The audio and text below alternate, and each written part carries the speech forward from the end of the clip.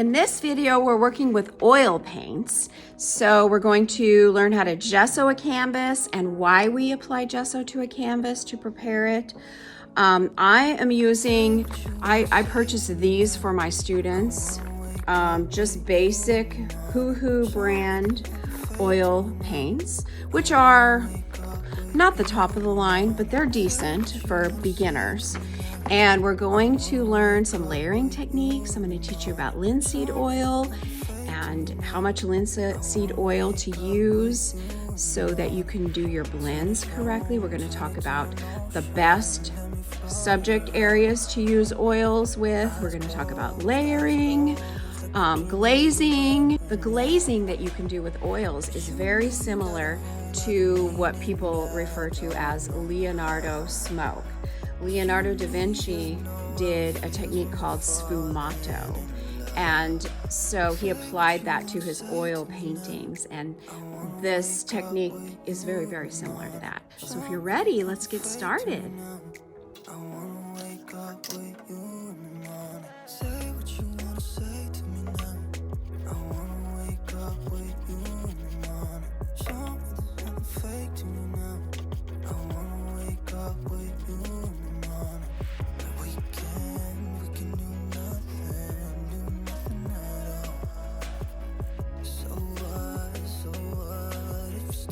I use two different brushes. This one is more of a stiff brush. It's made of hog's hair, and you need to start with a hog's hair brush or a stiffer brush just to get the gesso to stick. Because if you don't use one of these kind of brushes and you start off with more of a flimsy brush like this is a sumi brush, and it has finer bristles, but if you start with this brush, you're not going to be able to get and spread the gesso onto your canvas as easily. I mean, you could probably do it, it would just take you forever. So it's easier to grab a hog's hair brush, get the gesso on there, and spread it out horizontally, vertically, diagonally, just to get one coat on there. And then you'll notice that it leaves brush marks and grooves, and you don't want to be painting on that really. You want to smooth it out. So then you switch to a nice soft bristle brush, sumi brush. You switch to the sumi brush so that you can go across nice and smoothly, and you smooth those out. Remember that gesso, what it does is it's a primer. Okay? It primes your canvas, and it's used to create a clean, white, toothy surface that paint can stick to. So if you don't gesso, now it's okay if you don't gesso. You can still paint on a canvas without gesso. People do it all the time. But if you want your painting to last for years and years and years and never chip off, it's really important to gesso, because gesso has that toothy surface, you know, that's going to help the paint stick and be able to stay for years and years and years.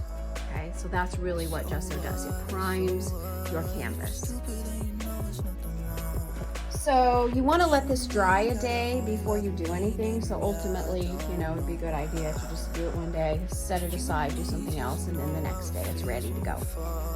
This is my palette. This is the one that I use at home. It's only for oils. I don't ever mix watercolors, and I don't do any acrylic on this. This is just my oil painting palette. So it's a good idea to keep your palette separated.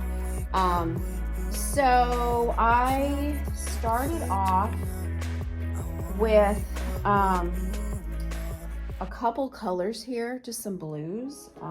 Notice how, like, you don't really need much, you guys. I just started off with little dab, like a tiny, tiny bit. There's no reason to add any more. I can always grab more later. And then my brush selection here, it's often recommended that you use hog hair brushes with oil paints, because oil paints are very tough, thick, shall I say, very thick, and it's hard to spread them with a really soft brush. But I often start off with a hog hair brush. These are hog hair. You can tell because they're really stiff bristles. Hog hair come in the white, creamy color, or sometimes you'll find some black ones. But they're perfect for moving and manipulating the oil paints since they are so thick, okay? So I often start off with them, and then I move on to a more expensive brush and a soft brush. Like this one is very soft. These are Liquitex. They're pretty expensive brushes, right? These silver ones right here, but they're really nice and soft brushes. So when I move on to do my fine details, I change and switch to these. But at first, just to get my color on there, I use these harder brushes, okay? More sturdy brushes. What I'm gonna do is just create a line right here because I'm going to have water and a sailboat right here, and then the water is going to be down here with a little reflection, and then I might end up having, you know, a few mountains. So I'll just kind of sketch in where I'm just doing it with the paint, guys, because this is just a little practice. But I'll have lots of sky, real simple, you know. When you're starting off with oil, it's probably a good idea just to go simple. But I'm just getting the color on there, okay? The one thing that you need to remember with oil is notice that I do not have a cup of water. Why? Because oil and water don't mix. Oil paints require 0 amount of water, okay? You can use linseed oil with your oil paints. Here is some linseed oil that we use in the classroom. Linseed oil changes the way your paint behaves, and it helps with the flow of the paint, and it helps get rid of brush strokes. That's why a lot of people like to use it on smooth surfaces. So like I could see using it on some rocks, you know, some of those smoother rocks on the side of a stream. If you're doing portraits and you want the skin to be blended and smoothed out, linseed oil definitely helps with that. You really don't need much, okay? Very, very, very small amount. So right now is not a good time to use linseed oil because I'm just starting this painting. I don't need to do anything with linseed oil right now. I would add it later on. I'm just getting my base colors on, and I'm just going to start adding the color like this. And with oils, well, with any painting really, there's a lot of layering that happens. And so I'm just gonna go in and just start adding. I've got two different blues here. I'm just gonna go in and start adding just a little combination of these two blues across my foreground, which is my water area, to start with. Just to play around and see how it flows first.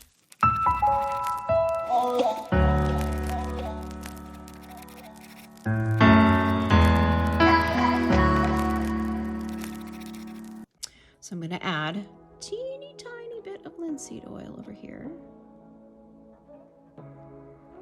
I just poured a very, very small amount right here, okay? So now what I'm going to do is switch to my more expensive soft brushes, okay? I've got a little bit of white here, so I've got my linseed oil. I'm just going to dip it in there, and I've got my white right here, okay? I'm going to add just a little bit of white in there, and if I want, I can grab some blue here, okay, like that. And then what I'm going to do here, I'm going to move this down just a little bit so you can see what I'm doing, is the paint is going to flow better now. So what I'm going to do, I'll move it really close. I want you to be able to see what I'm doing. So that this white with the linseed oil is going to, it's got a little bit of blue on it, it's going to smooth those layers out, and it's going to start to cover all of that underlying canvas. Do you see what's happening? It's just creating some smoothness. And those colors are still blended. The last thing you would want to do is overblend. That's a mistake that beginning oil painters make, is they overblend. If I continued going back and forth, or if I started to do this up and down vertically, I would ruin the effect of what's going on there. So that's the last thing I would do. I think I would stop right here. But overblending, that is just something that beginning painters do quite often, is do the overblending. So I'm going to move it back. Do you see that area right there? How much nicer this area looks right here compared to this area compared to this area and down below. So that's what I would do with the linseed oil, is just continue going over all the water until I have it completed. So that is how you would work your painting from the hog hair brush, moving on to the soft brush and the linseed oil. This area right here has become, I'll just move it here, has become a little bit over blended. Okay, and I did this just kind of on purpose to show you. So then I can just take a little bit of linseed oil, a little bit of white, and then maybe I can just go in like this and add my layers on top. Okay, see how much better that looks? Really, there's a lot of layering with oil. Okay, so that's how I can fix an area that has been over blended. Now remember that this painting is not going to be dry tomorrow. This is very different than acrylic. It won't be dry tomorrow, won't be dry the next day. A week from now, you should still be able to work with your painting, because the linseed oil actually slows the drying process. And I'm going to show you right here. Here's the bottle. And down here it says slows drying. So here is a painting that I've been working on for quite some time, a couple of years probably, because it's such a large canvas. But I want to show you something. See this area right here? This is kind of the foam on the beach area. So the tide, let me go back so you can see, the tide is coming in here, and then it's kind of coming back out, but you know how there's a layer of foam. So what I'm trying to do, this is a picture that I took of the tide coming in one morning when we were on the beach, and I noticed that, you know, there's this cool transparency to that foam layer. And so this is oil, and you could see how you can do that glazing look, very similar to what you do with acrylic gel medium and the acrylics. And it's just a very, very light layer, but it's very transparent. And so what I did, I'll show you here. So I went in and I painted all of the sand one color. I painted all this color to start with. Then I went in, right here is where I'm going to be adding some more of that foam. So I went in here and I added just a slight amount of green. I don't know if you can tell, but can you see that that is green tinted? So I didn't add black. Black is out of the question. And so that green color really did the trick. You could also go in and add brown, but I went in and just added that.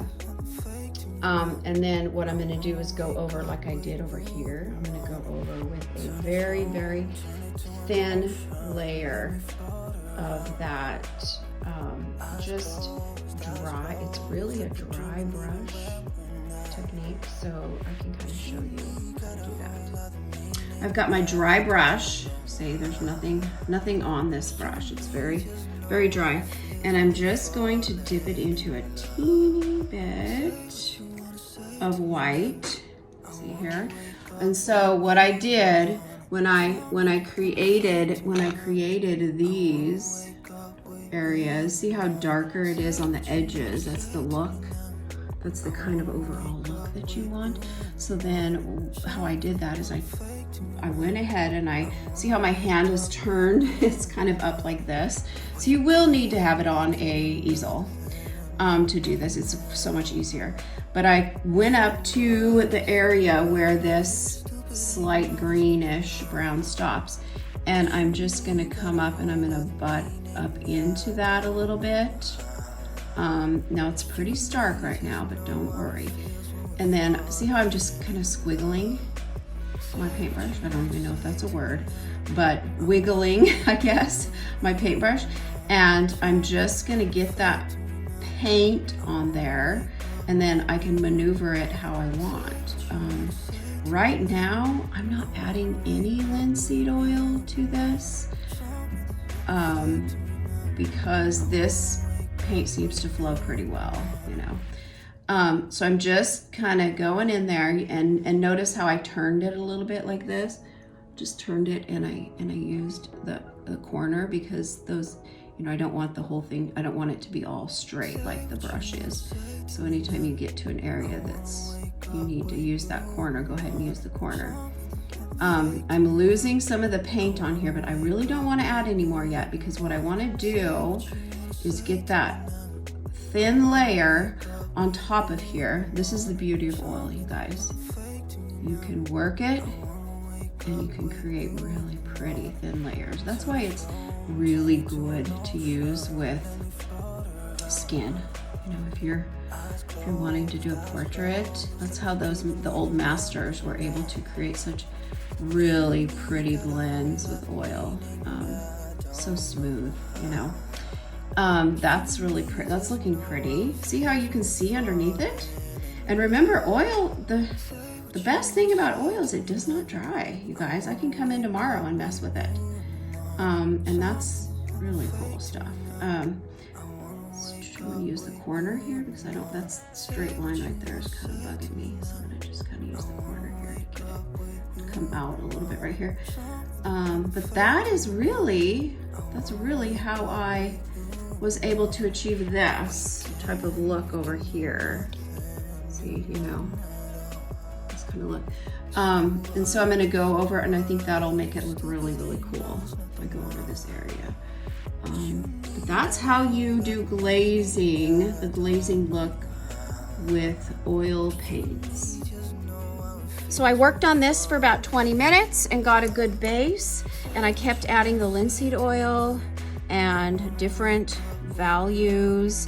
And then here's what I'm doing now. After you get your good base and your good value scale with the different blues, then what you can do, I still have some of that linseed oil on here, so I'm gonna get some linseed oil and a little bit of white. Here's what I did to create these pretty whites, is I just went back on top and I just decided the areas that I wanted it to shimmer a little bit more, and just kind of went in like this. I just did the strokes right on top, just to give it that little bit, you know, that little bit of shimmer. Let me do it like this so you can see a little bit better. Yeah, just like a little bit of shimmer like this on top, that very, very top layer. And notice which brush I'm using. I'm using the soft brush, not the hog's hair. If I were doing this with the hog's hair, remember that the hog's hair brush is a little bit too harsh, and you could end up pulling some of that oil paint off, and that's not really what I want. I like these layers and what's going on with the layers. Okay, and if I look at it tomorrow, I let it sit, look at it tomorrow, remember it's not dry, so I can start, you know, moving and maneuvering those colors a little bit more. I can add a little bit more linseed oil if I need to make the paint behave the way that I want it to behave.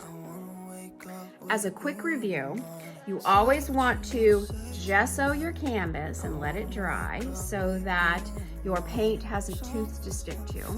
Second thing is always use a hog hair brush to paint your base layers, because hog hair brushes are sturdy and thick and strong, and oil paints are very thick, so it's easier to spread them and to get your base layers done first with the hog hair brush.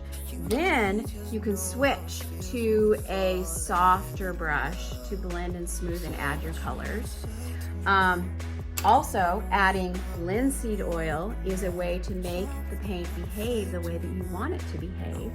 And it also slows down the drying so that you can manipulate and maneuver and still blend and mix your colors even 2, 3, 4, 5, and a week later, okay? Also, no water should be used with oil because oil and water don't mix. So then that leads me to wonder, how would I clean my brushes? Okay, so here's what you do. You buy some mineral spirits. I bought this for $7.99. Any hobby store sells it. They used to use turpentine, but turpentine is very toxic. And it really smells a lot. This is the odorless mineral spirits, so it's a lot safer.